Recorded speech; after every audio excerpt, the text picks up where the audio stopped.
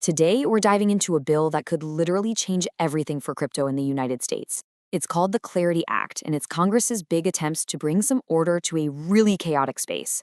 So let's break down what it is and what it means. All right, here's our game plan. First, we'll look at the problem, this crazy regulatory maze that crypto's been stuck in. Then, we'll see how the Clarity Act swoops in to try and fix it by defining the digital world, picking the referees, and creating a path for projects to mature. And finally, we'll talk about what's next for this potential game changer. So, why is a bill like this even on the table? Well, for years, the US crypto industry has been kind of lost in a regulatory fog, operating without a clear rulebook. And that uncertainty, it's held back innovation and frankly led to some pretty major fights. At the very heart of all this confusion is this one fundamental question. Seriously, this is it. The answer decides who regulates an asset, which rules it has to follow, and how you can even trade it. And right now, the two main financial refs in the US, the SEC and the CFTC, they have totally different answers. And here is that core conflict, laid out plain and simple. In one corner, you've got the SEC, the Securities and Exchange Commission, and they're arguing that most of these tokens look and act like securities, like stocks.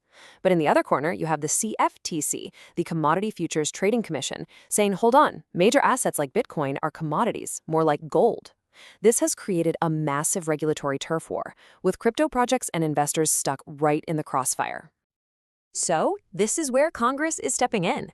The Digital Asset Market Clarity Act is their attempt to finally draw some clear lines in the sand and create a framework that's actually designed for this new technology.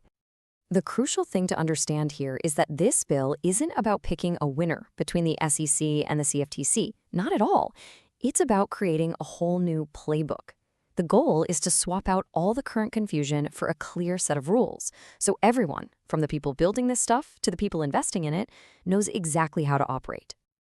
Okay, so before you can regulate something, you have to agree on what you're even talking about. So the first and maybe the most important job of the Clarity Act is to create a legal dictionary, a common language for the digital asset world. The bill starts with a super broad definition. Think of this as the giant umbrella term. A digital asset is basically anything of value that's recorded on a blockchain. Simple enough. This covers the whole shebang, from Bitcoin to NFTs to stablecoins. Now we get to the bill's really clever innovation. It creates a brand new category called a digital commodity.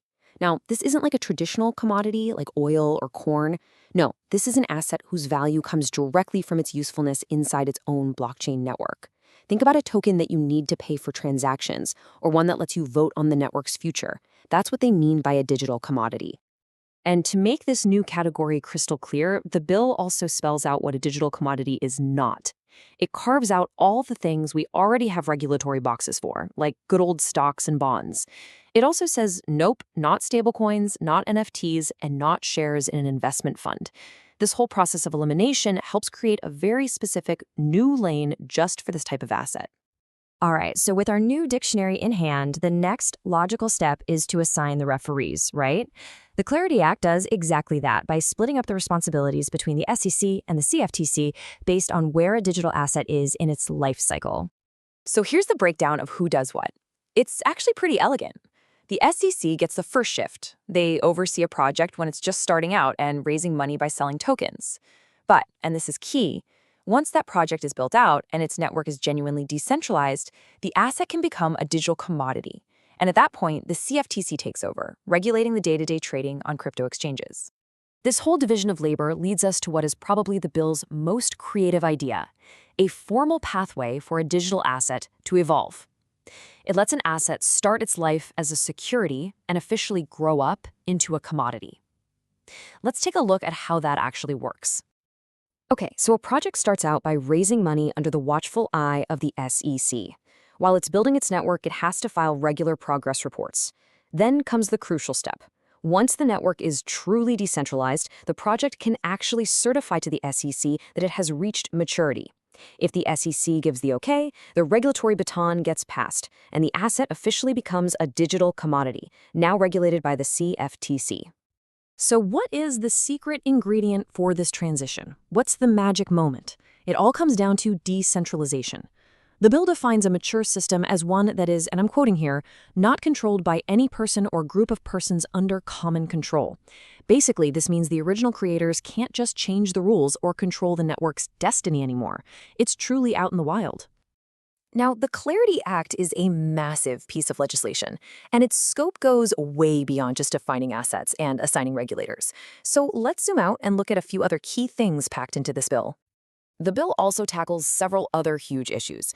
It includes a provision that would actually block the Federal Reserve from issuing a central bank digital dollar directly to you and me. It also creates registration rules for crypto exchanges, orders official studies into DeFi and NFTs, and it updates anti-money laundering rules to cover crypto brokers. This thing is a truly comprehensive proposal. Now, it's really crucial to remember that this is still a bill, not a law.